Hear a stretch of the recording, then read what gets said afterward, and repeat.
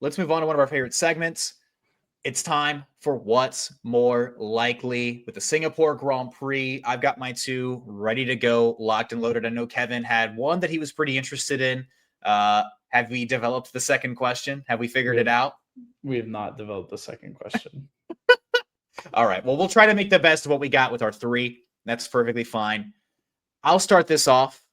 I'm not gonna force it. Okay, I'm not gonna force it. Don't force it. It's fine. No, we'll make three work. But next time, better have four. But what's more likely? Let's go.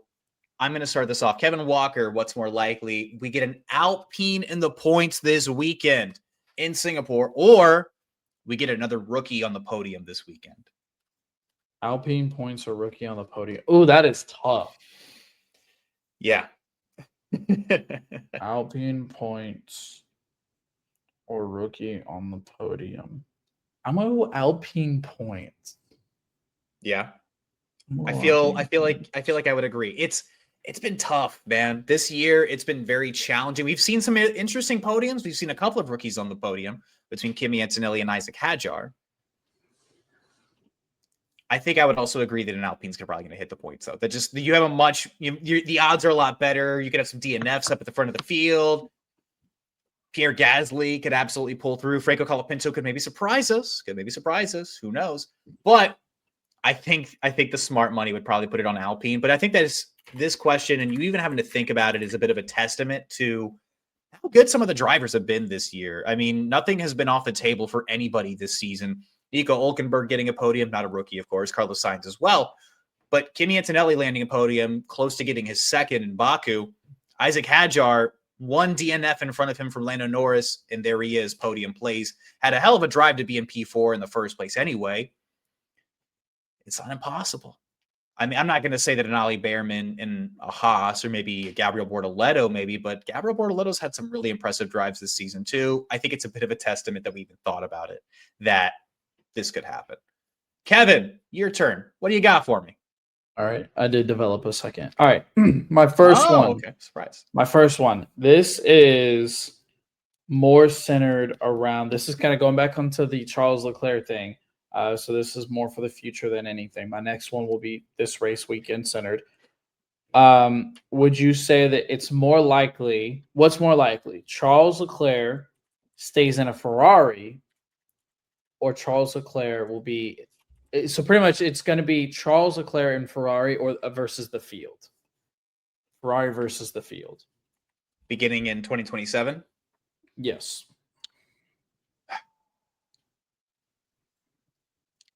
My heart tells me it's probably going to be him staying in a Ferrari. I have a hard time believing that Ferrari are going to be P5 or worse. I think at worst case scenario for them is P4. Now, that's a bad season for Ferrari. Don't get it twisted. But even P4, you could find your way to winning some races. P4, you're finding your way onto the podium.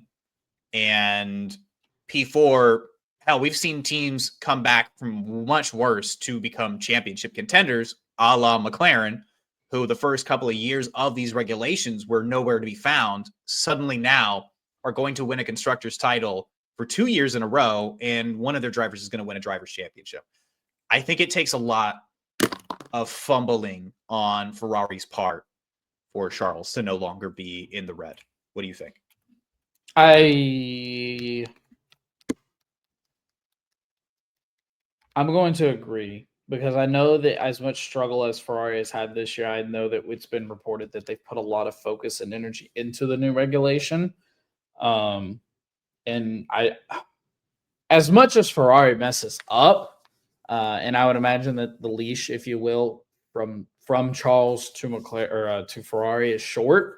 I'd imagine that they're gonna do better than they are right now, and he'll probably stay in Ferrari. What's more likely, Kevin Walker? We get 2 DNFs this weekend or 2 non-McLarens on the podium?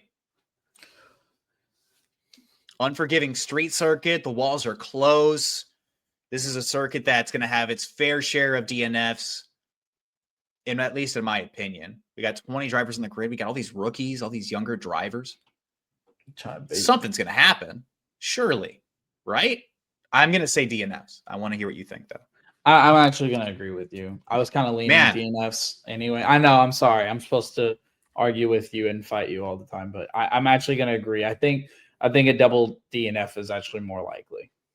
Yeah, and McLaren last year, they performed pretty well, if I'm not mistaken. I mean, I know Lando Norris absolutely blitzed the field. He had like a 22-something second win, kicked a lot of ass. I want to say Oscar wasn't even, I think I want to say Oscar might have rounded out the podium, but I don't expect them to be out of the mix in the slightest. I would be surprised if at a circuit that does characteristically go towards the strength of this year's McLaren's, which is a lot more downforce, which is a lot more higher speed or lower speed cornering, if you will, a lot more degradation focused.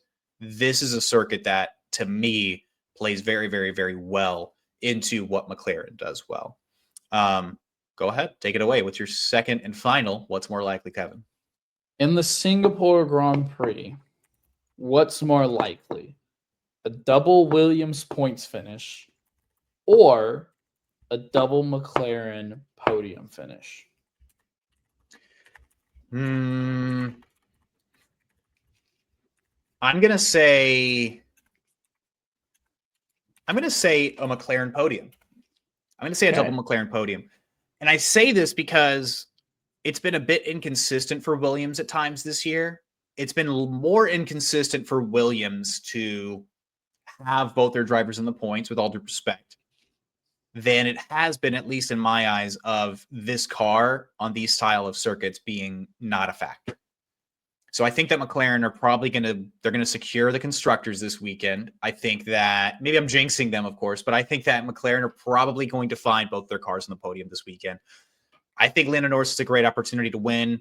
I think that Oscar Piastri is going to be right there in the mix. For Oscar, this is going to be a weekend where if he wins, he extends that gap out to a race and then some. To him, this is a very important weekend. For Lando, this is carving out ever that much more into Oscar's lead. We are literally sitting at 25 points separating these guys. I think McLaren's going to be pretty locked in this weekend. What about you? I'm going to go with a double Williams points finish. We finally disagreed on something. It didn't take long. Didn't take long. I'm going to go with a double Williams points finish. I think that it's going to happen. I think Williams are going to be firing on all cylinders coming off that monstrous performance from Carlos. I think he's been the one that's been struggling the most for Williams this year. And that's saying a lot, being that they're still, right there smack dab in the middle at P5 in the constructors. So I think double Williams points finish. Then which driver, I'll press you on this here. Which driver doesn't make the podium for you for McLaren then? Well, I guess we'll have to save that for P10, won't we? Way to hold the people in a way to keep them waiting, keep them guessing. We'll pay off the T's.